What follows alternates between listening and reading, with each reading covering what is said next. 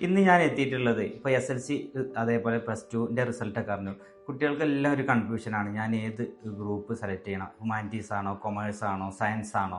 അതോടൊപ്പം തന്നെ +2 റിസൾട്ട് കഴിഞ്ഞ് ഞാൻ ഇനി ഹയർ സ്റ്റഡീസിന് എന്താണ് സെലക്ട് ചെയ്യേണ്ടത്?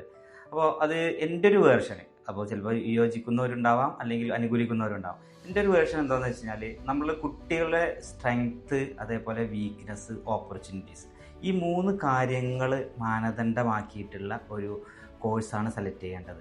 ഉദാഹരണമായിട്ട് ഇപ്പോൾ ഒരു ബിസിനസ്സുകാരൻ്റെ ഒരു കുട്ടിയാണെന്നുണ്ടെങ്കിൽ ബിസിനസ്സിന് നല്ലൊരു ഓപ്പർച്യൂണിറ്റിയാണ്. അപ്പോൾ അവർ കൊമേഴ്സ് സെലക്ട് ചെയ്യായിരിക്കും ഒന്നും കൂടി ബെറ്റർ. അതേപോലെ ഡോക്ടേഴ്സിൻ്റെ മക്കൾ ഡോക്ടർമാരാവാൻ, അത് ഓൾറെഡി ഒരങ്ങനെ പഠിച്ചുകൊണ്ടിരിക്കുന്ന ഒരു വളർന്നു വരുന്ന സാഹചര്യത്തിൽ തന്നെ പാരൻസൊക്കെ ഡോക്ടറായിട്ട് അവർ പേഷ്യൻസും കാര്യങ്ങളൊക്കെ ഇങ്ങനെ കഴിയുന്നുള്ളവർ, അപ്പോൾ അവർക്ക് ഒന്നും കൂടി ഒരു അവരുടെ സ്ട്രെങ്തൻ ഏരിയയാണത്. അപ്പോൾ ഡോക്ടറായി മാറാൻ വേണ്ടിയിട്ടുള്ള ഒരു ഓപ്പർച്യൂണിറ്റി കൂടുതലുണ്ടാവും. അതേപോലെ തന്നെ അതോടൊപ്പം തന്നെ നമ്മളുടെ പാഷനേറ്റും ആണോ, ഏത് ഇതിലാണ്.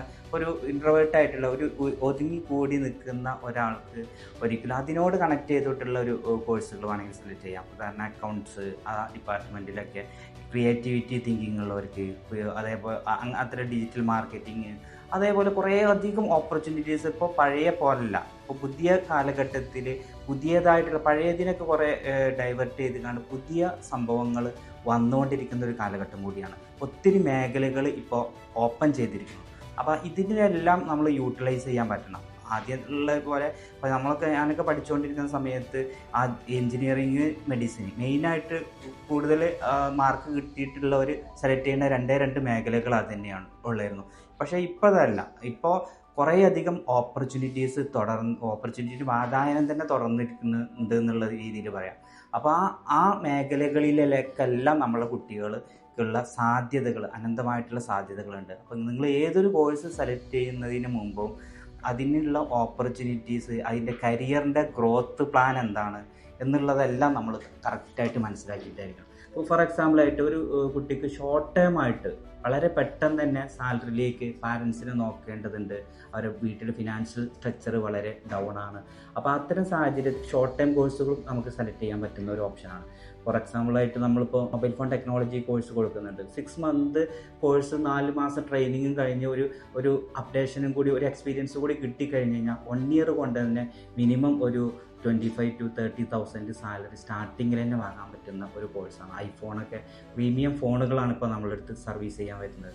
അപ്പോൾ ആ 1.5 ലക്ഷം രൂപയുള്ള ഫോണ് വളരെ വ്യക്തമായിട്ട് ബോർഡ് ലെവൽ മൈന്യൂട്ടായിട്ടുള്ള കംപ്ലൈൻ്റൊക്കെ റെക്കഗ്നൈസ് ചെയ്ത് കണ്ടെത്തി അതിനെ ഫിൽട്ടർ ചെയ്ത് സോൾവ് ചെയ്ത് കൊടുക്കുന്ന ടെക്നീഷ്യൻസിന് നമ്മളെ ഫിൻലാൻഡ് ഫേമുണ്ട്, പെർഫെക്റ്റ് ഇൻസ്റ്റിറ്റ്യൂട്ട് ഉണ്ട്. ഫിൻലാൻഡ് ഫേമിൽ തന്നെ എബോവ് 50,000 സാലറി വാങ്ങുന്ന ഒത്തിരി ടെക്നീഷ്യന്മാർ നമ്മളെ ഇതിൽ തന്നെ ഉണ്ട്. അതായത് കേരളത്തിലെ സാഹചര്യമാണ് പറഞ്ഞത്. അബ്രോഡിലേക്ക് പോവുകയാണെന്നുണ്ടെങ്കിൽ അതിനും കൂടുതലാണ് അതിൻ്റെ ഓപ്പർച്യൂണിറ്റി.